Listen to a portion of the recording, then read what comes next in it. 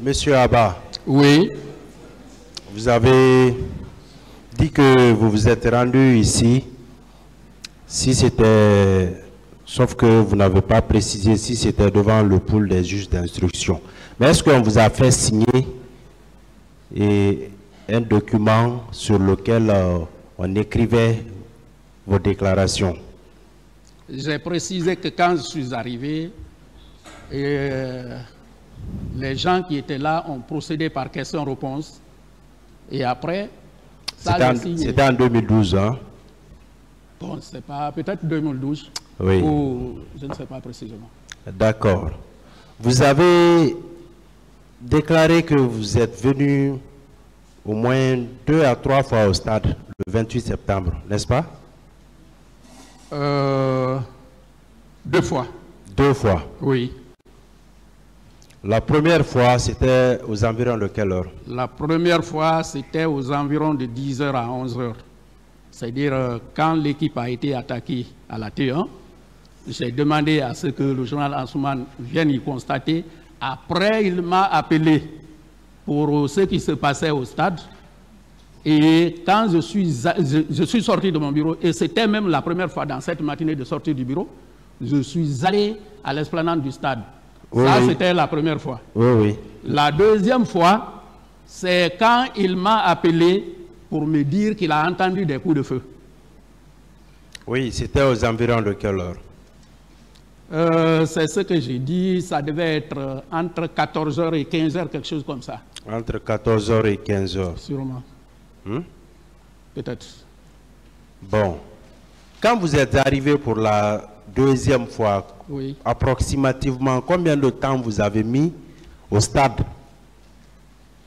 Est-ce que vous avez plus duré que pour la première, la première fois? Ou oui, bien c'est la deuxième fois qui avait pris beaucoup plus de temps? Ça a pris du temps. Pour la deuxième fois?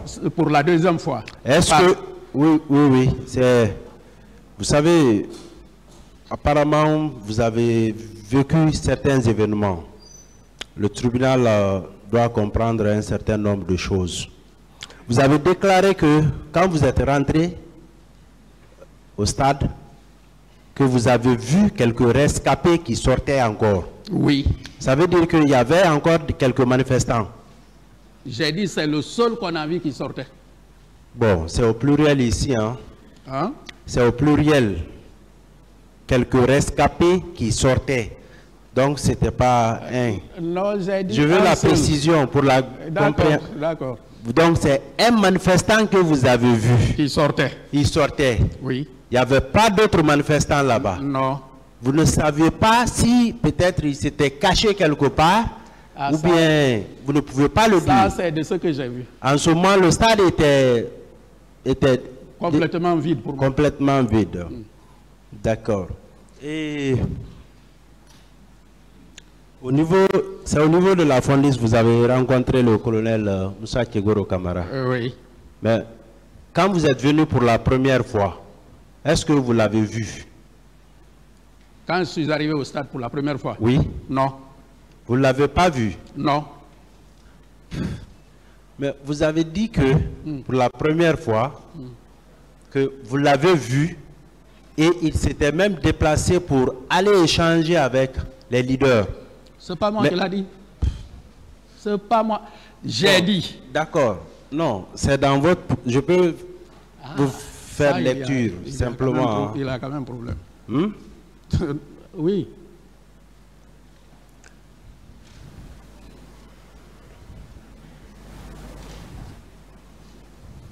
Vous avez... Voilà. Le troisième, c'est deuxième page. Le troisième incident a eu lieu à l'esplanade du stade. Selon le colonel Ansouman Kamara, le ministre Tchekoro, arrivé sur les lieux, a fait appel aux jeunes en vue de les sensibiliser. Ce qui n'était pas de mise en pareil cas. Lorsqu'il m'a remonté l'information, je lui ai dit de le laisser agir en tant que ministre, mais de mettre aussitôt un dispositif pour pouvoir le sécuriser.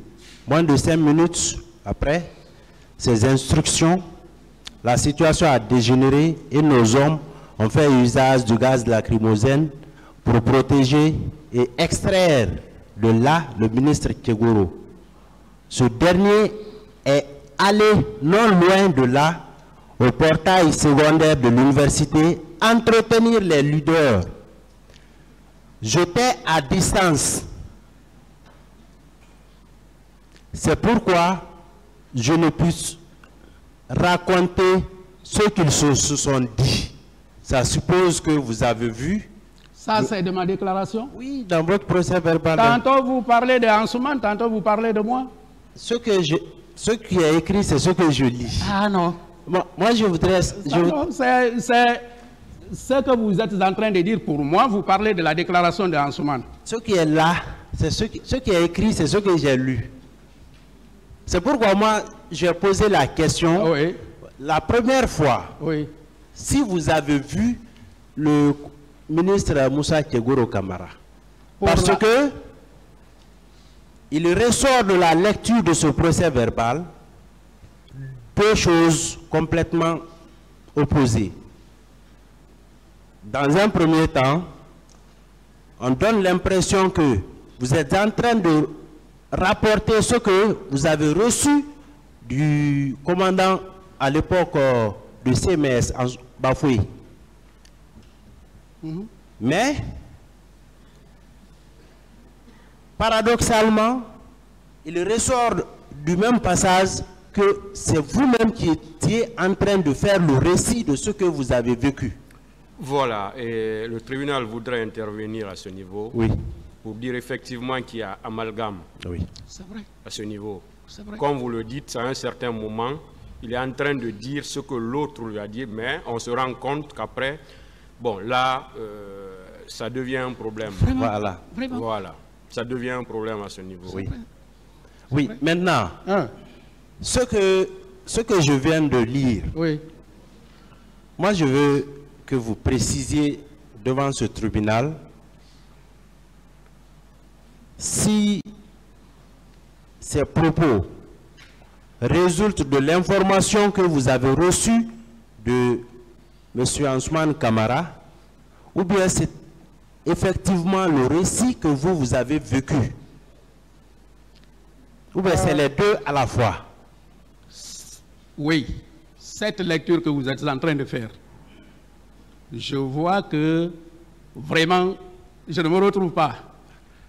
Première chose, pour toute la journée du 28 septembre,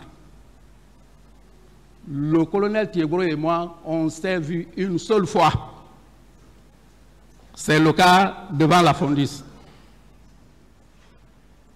Autre chose, en parlant de ce qui s'est passé en échange entre le commandant Ansoumane et moi, j'ai bien dit. Il m'a appelé, il me dit qu'il a trouvé le ministre en train de sensibiliser les manifestants et que lui, il a tenté de le dissuader. Moi, je lui ai dit, c'est une autorité, s'il s'est déjà engagé, je ne pense pas que vous puissiez l'arrêter. J'ai dit, mais si tu penses que la situation peut changer, j'ai dit, mettez les dispositifs sur place, en cas de besoin, vous le sortez de là pour le sécuriser. C'est après, il m'a appelé pour me dire, effectivement, ça s'est passé ainsi. Mais Dieu merci, on a pu le sortir de là. Voilà la version que j'ai toujours dit. Oui. Je n'en ai pas ajouté autre chose. Maintenant, est-ce que dans la saisie des choses ou quoi que ce soit, mais ce que moi j'ai dit et ce que j'ai vécu, c'est ça. Même hier, dans la première narration, c'est ce que j'ai dit. D'accord. Et le tribunal appréciera parce que vous êtes témoin du ministère public. Hein? Ah, d'accord. Et vous avez déclaré, je veux savoir, est-ce que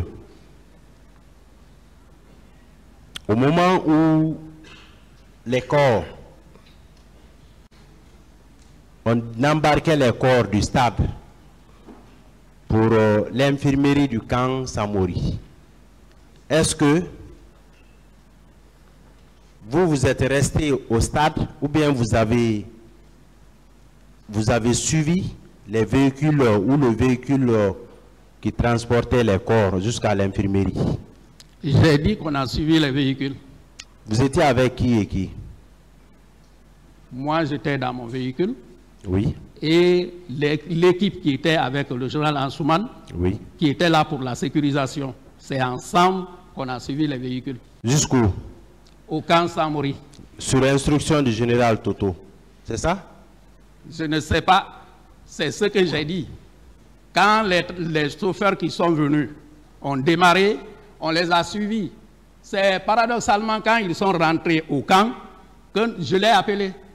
Oui, parce que c'est ce qui est dit dans votre procès verbal d'interrogatoire. Pour dire. Devant le pôle des magistrats instructeurs, devant le pôle des juges d'instruction. Oui.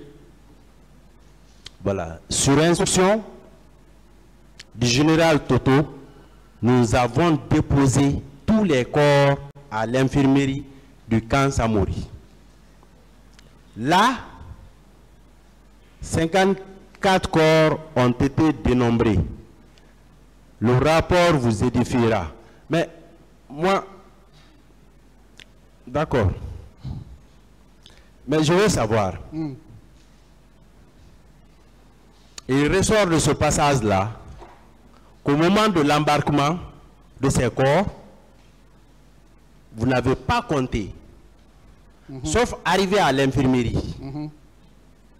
C'est cela le cas? Pas à l'infirmerie. Non, vous avez dit. Sur instruction du général Toto, nous avons déposé tous les corps à l'infirmerie du camp Samori. Point.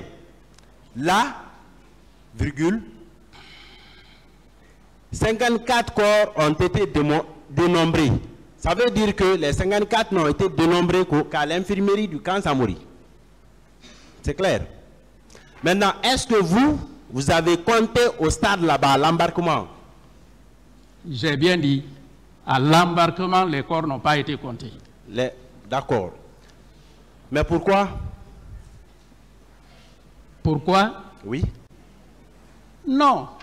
En principe, ce n'était pas au moment là qu'il fallait faire les choses. C'est lorsque les corps devaient être déposés que cela devait se faire.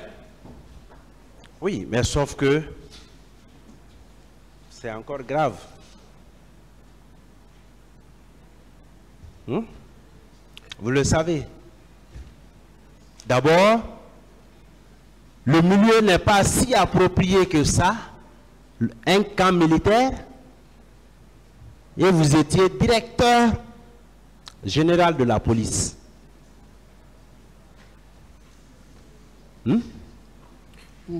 Est-ce que,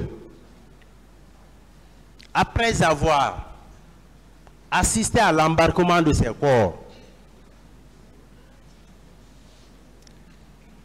vous, n'ayant pas directement conduit les véhicules,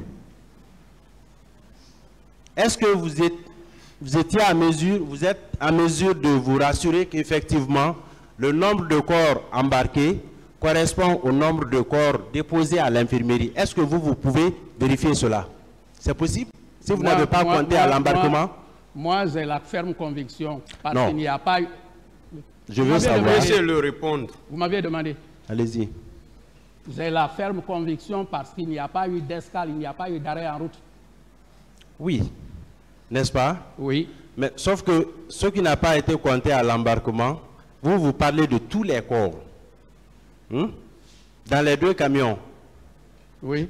N'est-ce pas? Oui. Les deux camions-là sont différents des véhicules en cruiser de la Croix-Rouge. C'est des camions militaires, je le dis. Vous avez parlé des Land Cruiser. Merci, Monsieur le Président. C'était pour la petite précision.